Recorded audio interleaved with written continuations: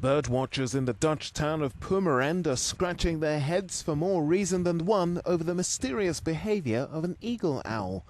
The bird in question, which is normally wary of humans, has been extremely aggressive and has attacked several people over the past few weeks.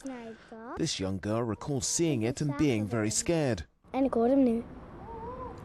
One victim of the owl described his ordeal as being hit with a brick pitted with nails. Ja. Alsof een baksteen met spijkers op je hoofd komt. As it's a protected species, authorities need permission to catch the owl, so in the meantime they've advised people to use umbrellas when outdoors. As for the reason why the bird attacks people, that remains unclear.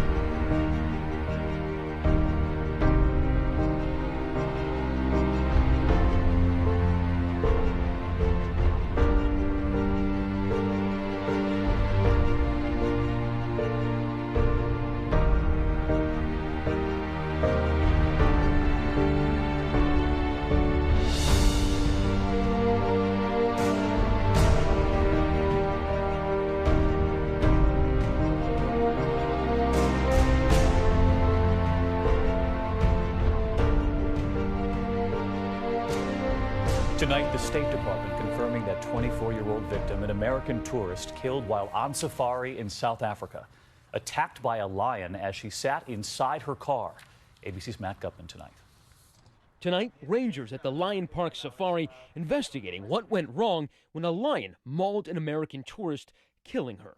The unnamed American woman and her guide entered the lion enclosure before 2:30 local time. The lady was busy taking pictures of it. That open window against explicit park rules. The lion then sort of lunged at the car and it bit the lady through the window.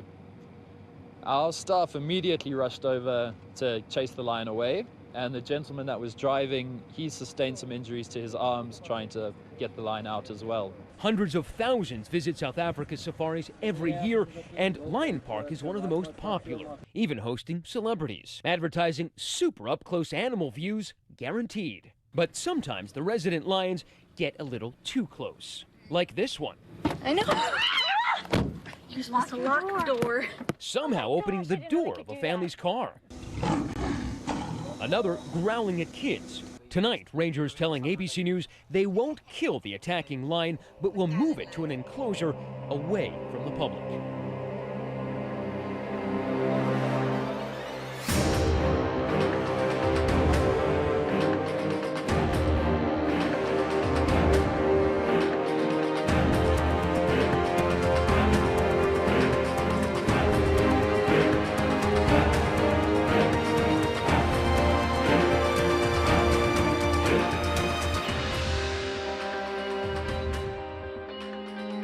A well-known boat captain died today after getting impaled by a swordfish. KITV4's Brenton Waugh joins us now with the story. Brenton? Yeah, Kenny, that fisherman was Randy Lanis. He was the captain of the Sundown charter boat out in Honokoha Harbor. I spoke with his family members. They said this was a freak accident. They're stunned. They can't believe this happened. Some of them were at a loss for words. What we're told happened was Lanis was over by his boat this morning when he saw a swordfish swimming in the harbor.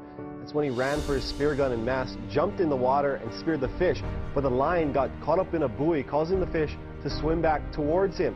The fish ended up spearing him in the chest. Lanis was pulled out of the water within minutes, but firefighters were not able to revive him. The fish was also brought to shore. It's a broadbill about 3 feet long and weighed 40 pounds.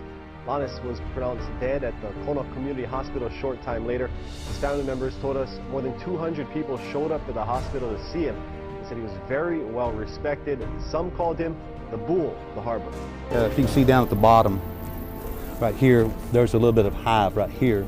Palo Pinto County Constable Gary Morris responded Sunday in the Brazos River community of Soda Springs. 65-year-old Dee Darty was mowing his neighbor's vacant lot. Morris believes Mr. Daugherty bumped a shed, not knowing there was a large hive behind the plywood wall. Part of the hive fell. A cloud of angry bees flew out. And actually went out about another 30 feet that way, and they swarmed him over there. And Mr. Daugherty had to get off, and he went by foot across the street to his house, where his wife, Sharon, took care of, trying to take care of him until they called 911. A man has been killed by a tiger after it escaped from Tbilisi Zoo in Georgia. The animal was one of many that broke free from its enclosure following severe flooding in the capital over the weekend. The tiger, earlier thought to be a lion, was hiding in a storage room when the incident occurred. 4 people went down to the storage area to clean it up. At that moment, a wild animal which was sheltering there attacked the people. One of them was mortally wounded.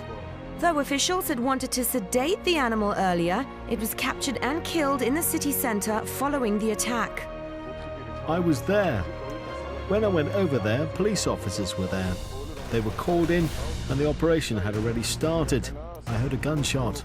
Tigers, lions, bears and wolves were among more than 30 animals that escaped from the zoo during floods that killed at least 19 people. Marcus Shirley tells the Durango Herald he was camping in the area just west of downtown Durango Sunday. I heard my other friend, Josh, scream out in pain and help. When he ran to find 21-year-old Joshua Barber face down underneath a 350-pound bear. Bit him on the back of the neck and his skull. The bear ran off and another man was attacked in his tent a short time later. He fought back with a knife. Both men will be okay, but wildlife officers shot and killed the bear. It's their policy anytime a person is attacked. We want to begin with those shark attacks along the North Carolina coast.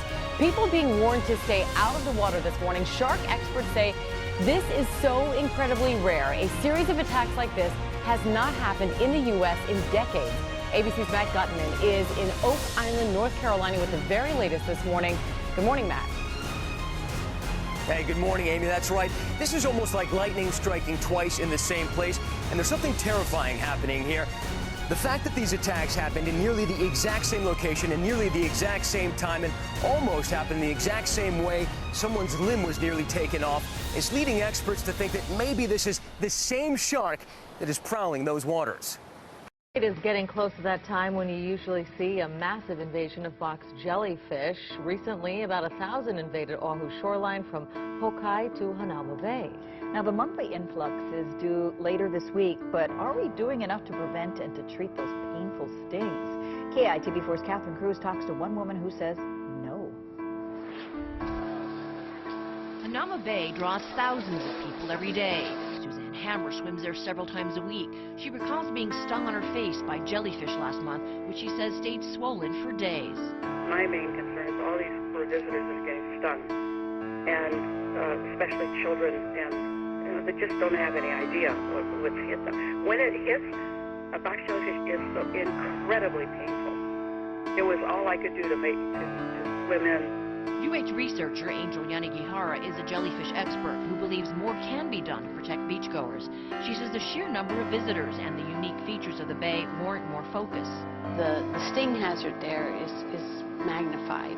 And the last couple of months there's been an enormous number of stings being reported from there. Last year the city closed the bay twice because of jellyfish. The decision was based not just on the influx, but on the number of ambulances that were called to respond. A wild rhino caused chaos in southern Nepal after it rampaged through a small town, killing one woman and injuring several others.